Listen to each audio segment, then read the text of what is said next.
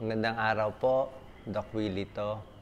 Meron lang ako i-share na kaalaman para sa inyo, para sa mga kabataan, sa mga health workers.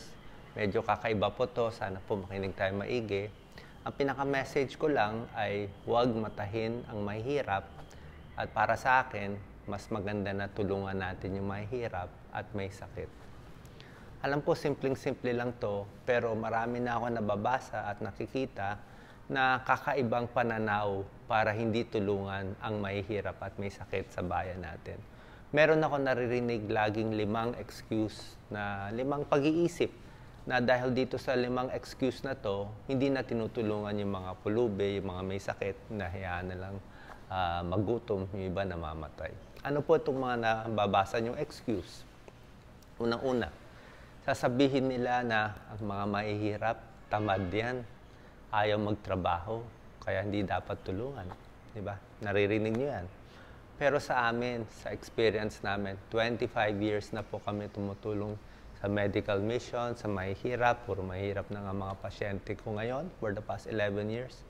Bihirang-bihira ay nakikita kong tamad. Una-una, mahirap na nga sila, may sakit na nga sila. Paano ba magtatrabaho? For example, yung nakita kong pasyente kanina, construction worker. Construction worker, may sakit siya sa tiyan, sa katawan niya. Paano pa siya mag-expect magtrabaho? Construction worker siya eh. Yung baga niya, punong-puno na ng alikabok, may sira na. Yung mukha niya, kulubot na lahat, exposed sa araw. Yung kidney niya, masisira na, bilad siya sa araw. Siyempre, dehydrated siya. So, paano naging tamad yun? May sakit siya eh. Diba? Kaya pagsasabi lang natin, ay tamad yan, ay hindi natin tutulungan. Kaya sana po sa mga kabataan, huwag tayo agad-agad na maniniwala sa mga maling pag-label sa mga kababayan natin. Kawawa naman. So number 1 yan. Number 2, sabihin ng iba, anak ng anak yan, Dok. Anak ng anak, oh, hindi makontrol, hindi dapat tulungan. Hayaan mo magkasakit yung anak, ma-hospital. Anak siya ng anak eh. Una-una, hindi rin ako naniniwala dito sa 5 excuse nila.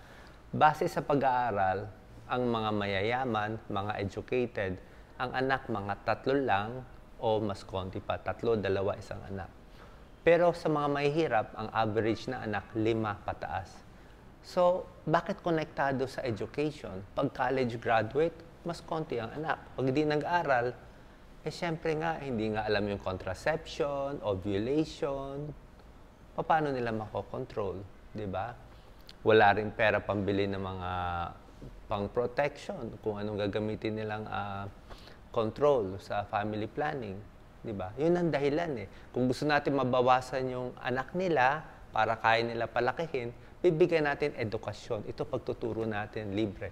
Education lang, mababawasan na. Tingnan niyo yung mga ibang bansa na mga edukado, matatalino, di ba? Talagang nag-aaral sila, konti na lang ang population nila eh. So education, hindi yung sisisihin pa natin.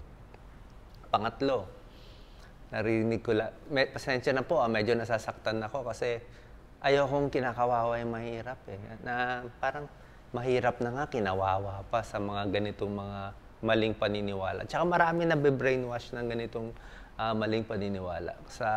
Minsan sa school, tinuturo to eh. At pinapasa-pasa itong mga sinasabi sa kanila. So, 1, tamad yan. Pangalawa, anak ng anak. Sinabi ko sa inyo, hindi nila kasalanan yan. Baka merong iba, siyempre merong ilang porsyento, tamad talaga. Pero sa akin, konti lang yun. Pangatlo, sasabihin, walang disiplina yan, Dok. Ibebenta lang yung gamot na ibibigay mo. Ha? Lolokohin lang kayo. Unang-una, nakita niyo na ba yung bahay ng mahirap? Madalas ako pumunta, yero lang yan. Ang init-init.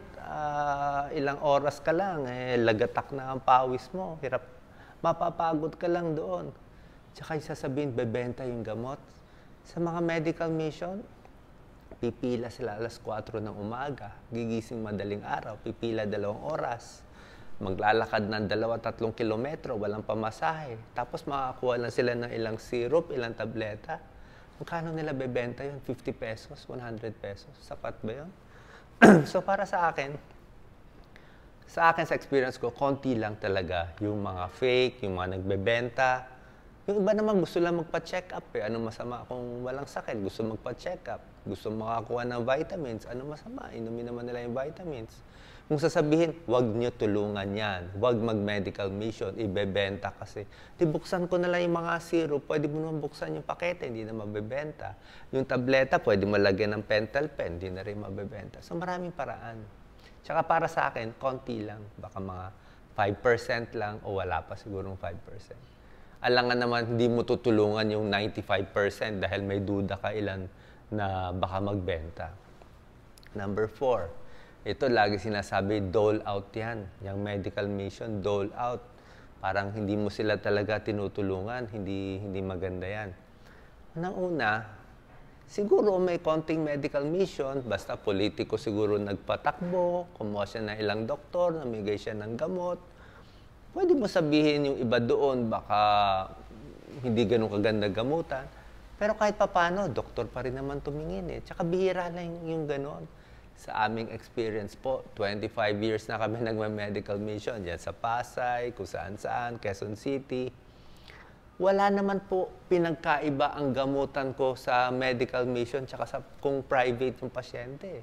Una-una, medical mission, titingnan ko laboratory, tingnan ko ano sakit niya sa tiyan, sa kidney, o re-request ko ng ultrasound, bibigyan natin ng gamot.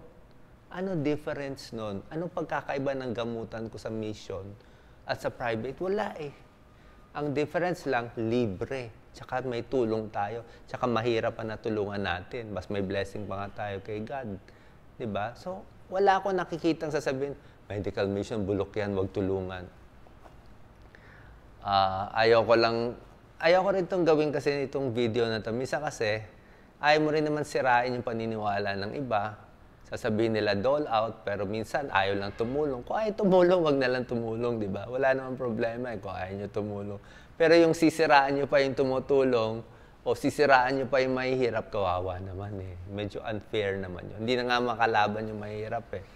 Number 5, sasabihin, huwag turuan sila mangisda. Teach a man to fish. Huwag bigyan ng isda. Medyo hindi ako agree doon. Agree ako kalahati. Turuan mangisda, tama. Kaya nga tayo nagbibigay ng puro video sa Facebook. Lahat na ng alam ko, tinuturuan natin sila, educated, mangisda. Pero isasabihin, huwag bigyan ng isda. Hindi ako agree doon.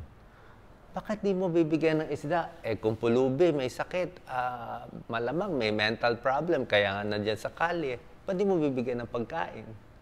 Diba? Hindi ko maintindihan yun na isa pa. Naririnig ko to sa gobyerno. Dati, naging part din ako ng isang consultant ako. Sasabihin nila, ang daming pera ang gobyerno, pero hindi nabibigay sa mahihirap. Kasi minsan yung mga director, yung mga iba doon, sasabihin, Doc, hindi mo pwede ibigay itong benepisyo sa isang syudad lang. Dapat ibibigay mo fair sa lahat ng syudad. O baka dito sa buong mga region dito, sa provinces. So dahil ayaw mo mabigyan yung isa, gusto mo bigyan lahat, hindi mo natutuloy yung project. Ganun nangyayari. Kaya walang project matuloy doon eh. Paano sasabihin? Kailangan mabigay sa lahat ng syudad. Eh, hindi na nagawa. Patagal na patagal yung project.